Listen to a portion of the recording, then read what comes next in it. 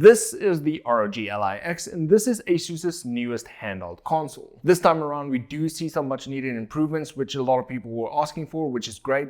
But does it warrant the increase in price, and should you buy the ROG Ally X over the ROG Ally? Let's take a look.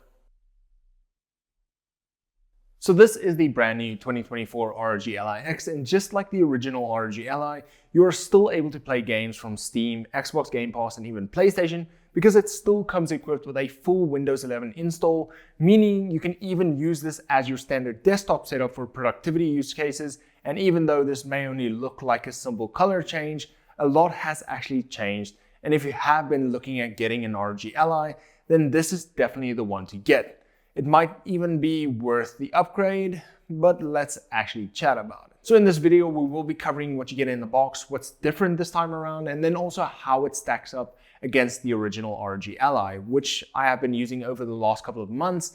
And on first impressions, this really has been a great step up. So in the box, you will find the ROG Ally X, and man, does it look good in black. I'm still torn between the white and the black, but I have to say I really like the look of it. Below the lid this time around, you have two small stands instead of the single large stand, which can be great if you have multiple different spots where you store your Ally or just display it. And if you want to use both just to play it safe, then of course it will be a little bit more sturdy. Then you also have your 65-watt charger, but you can also use any USB-C cable to charge this as well. And since it can charge up to 100 watt, it might be worth investing in a 100 watt or more charging brick, which can be useful thanks to the larger battery capacity. But the larger battery isn't the only thing that is new.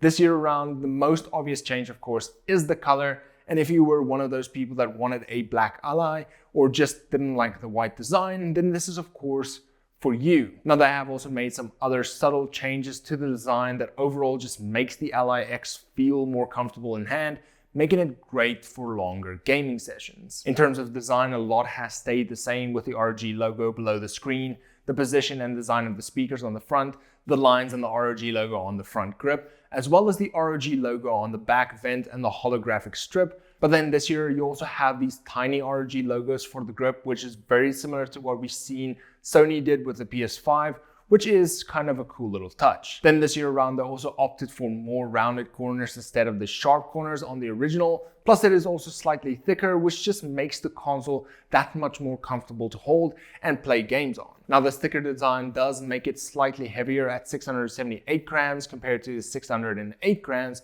but it doesn't make the Ally X feel too heavy in hand, but you can definitely feel the difference when comparing the two. Then another quality of life improvement is the smaller back buttons, which can still be mapped to any button that you want, but now they are smaller and also tucked away more, which means you aren't going to accidentally press those like you might have on the original Ally, but their size and position still makes them really easy to use, which is always a nice feature to have. Then if we take a look at the front of the Ally X, you still have the offset thumbstick design with the RGB ring around them. But this year, the Ally X does have slightly bigger thumbsticks with a more concave design, giving you more grip when using them. And then ROG also moved the thumbsticks ever so slightly closer to the screen. They have improved durability as well, so overall it is a great win for the thumbsticks. The A, B, X and Y buttons have also been improved this year around, with them being slightly larger, but then more importantly they feel more stable and firm when you're actually using them, whereas the original Ally did feel a bit more squishy and almost like they have a membrane underneath,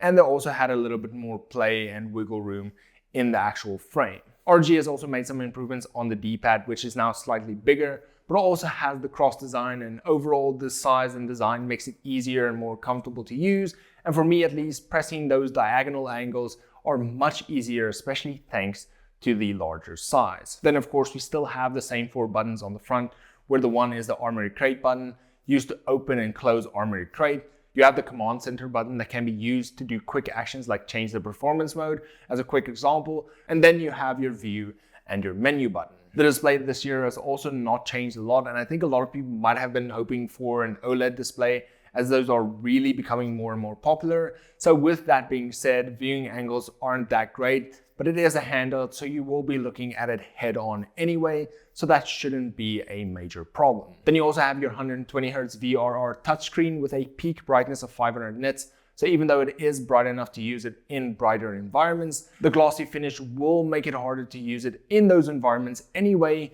because of the reflections. But apart from that, the display does look really good.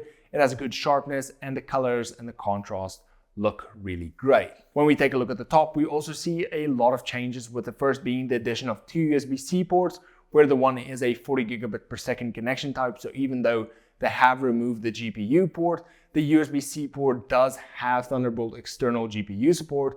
So if you were thinking of combining the Ally X with an external graphics card, then that is still possible. Another great thing about having 2 USB-C ports is the fact that you can now charge your Ally X and still have a free USB-C port for perhaps connecting to an external display, or even connecting a dongle or peripherals, and having the extra port available is just always nice to have. They have also moved the SD card slot closer to the middle to help prevent it from overheating next to the air vent, which was a massive problem on the original Ally. So it is great that they have made provision for that. But then the entire cooling system has also gotten a bit of a revamp just to help with that as well, and to help with cooling overall on the Ally X. Then you still have your volume controls and your headset port, as well as your power button, which is slightly different in the design compared to the original, but it still does exactly the same thing. Then lastly, we have the bumpers and the triggers, which this year are also bigger, making them easier to find and use, but they do feel very similar when compared to the original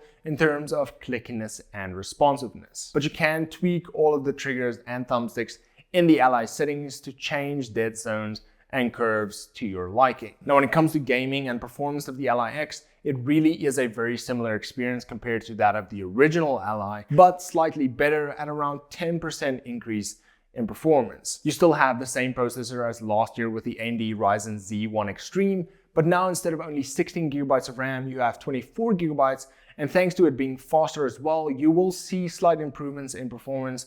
So if there were games that you were slightly struggling with in the Ally, chances are that the Ally X might be able to run them better. Now, from testing it out for the last couple of days, it really does run most games extremely well, even games like Cyberpunk reaching 30 to 60 frames per second easily when you run it on the 25 watt mode in battery. But then once you plug it in, you can even spike to around 100 frames per second, which is actually really good for a device of this size. Now, I tested it out on a bunch of different games, ranging from Crash Bandicoot to Apex Legends, Cyberpunk, and even Forza Motorsport. And then all of those titles have performed really well. So if you want something that can play most of your games handheld, then this is a good choice for that. Now, it is worth mentioning that some titles do still struggle to run, and you might run into games that drop a few frames here and there. But over the last couple of months of using the original Ally, you do find those games that run really well, or those use cases, and then you can stick to those for handheld. And then for all of your more intense games, you either just stream them or just use your desktop, which honestly still has its place. And then to store all of those games, the ROG Ally X now comes equipped with a 1TB SSD instead of the 512GB SSD from the original. But then ROG has also made the Ally X serviceable, meaning you can simply remove the screws on the back, pop off the lid, and then replace the SSD yourself with a size capacity of up to 8 terabytes. So if you have a massive library and you want to install a ton of games, then this really helps out a lot. But overall, I just feel that this is a good move on Asus's side, and I'm happy that they have allowed you to do that, because for me at least, having an internal SSD is much better and more reliable than having to use an SD card. So just like the original Ally, the Ally X does come equipped with Windows 11 loaded, which is great because it allows you to install any games you might have regardless of the launcher. So you can play games from Epic Games, Game Pass, Steam, and even PlayStation 5 games if you download the Remote Play app, but you will still need to plug in your PS5 controller to actually play games, but that is because of the Remote Play app and not a limitation on the Ally X. So don't think the Ally X can't do that. If you run it on PC, you'll have to do the exact same thing. Then you can even use it as an emulation machine to play PS2 games, for example. But of course, that does mean you will need to update it like a standard PC as well. So there are a few more steps involved compared to a console, for example, but having all of the extra features, for me at least, is worth that little bit of extra effort. Then you still have Armoury Crate to easily launch all of your games from one place, which is great touch, just to make it feel more like a handheld console. And you can also use Steam in big picture mode, which is definitely the best way to browse Steam on the Ally and the Ally X by far. In terms of battery lives, they did double the capacity this time around, which is great. So you should be able to get at least 2 hours of playtime, but of course, all of this will depend on what games you play and the performance modes you are on. But then they also upgraded the charging port to support 100 watt of charging. So even though it does still only last 2 hours, you can at least charge it lightning fast to get back into the action much sooner. So the ROG Ally X is probably not the handheld for people that already own a Windows handheld. It's probably the thing that I should say. But even though they've only made slight improvements on last year's ROG Ally, because they have made so many, it actually adds up a lot. You see, the Ally X feels more comfortable to use, the back buttons are slightly improved so you press them less by accident, and the fact that we can actually change the SSD ourselves for me is much better than using an SD card. And yes, I know they moved it, but an actual SSD is just more reliable in my opinion. And then the obvious big change is of course on the battery and the charging, which for me could be a massive reason as to why you would want to upgrade, because Windows handhelds don't have the best battery life. And on average with the Ally, you're looking at around an hour to 2 hours max if you play less intense games. But now with the Ally X, because you have double the battery capacity, that automatically doubles your playtime in theory. But then because it supports up to 100 watt charging, that means you can get back to gaming so much quicker if you don't want to use it while being charged, that is. So should you buy the ROG Ally X?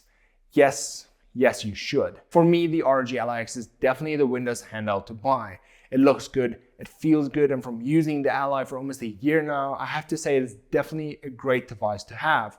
Now, of course, if you only need to play Steam games, the Steam Deck OLED is also a really great option, but if you're looking for a Windows handheld, then this would be the one I would go for. Should you upgrade though? Well, I will leave that in your hands. For me though, I really want to, and if you can sell your Ally and make some money back, then yes, sure, making the upgrade would be a more reasonable choice.